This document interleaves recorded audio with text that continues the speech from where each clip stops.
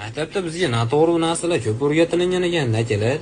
Mana misol asosiy fan deb ona tili adabiyot, matematika o'rgatilingan. Muzika bilan jismoniy tarbiya emas, chunki mana hozir ko'rsanglar san'atkorlar bilan sportchilarda oyligi baland. Biologiya fanida o'simlik eksang yaxshi bo'lasan derdi. Bittasidan ham o'simlik ekuvdi. Hozir 8 yilga kesilib ketdi. Matematika fanida o'qituvchim doim aytardi, shu misolda ishlashni o'rganib qo'ying. Doim umringda kalkulyator oldingda bo'lmaydi deb. Yo'q, kalkulyator doim oldimda. Tangens bilan qo'tangens hali ham ishlatmadim o'qishga kirgan bo'lsam ham.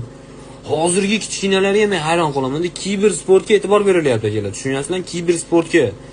Biz informatika xonasiga kirishimiz uchun 5 yil odobnomadan 5 olgan bo'lishimiz kerak edi. Undan tashqari mehnat fanidan bitta uy qurgan bo'lishimiz kerak edi. O'shunda ham olib kirardi, ikkita sinfda ham olib kirardi, 8 taga ham tur bo'lardi, 3 tasi ishlar edi. Nima bizni qullikka tayyorlashganmi maktabda?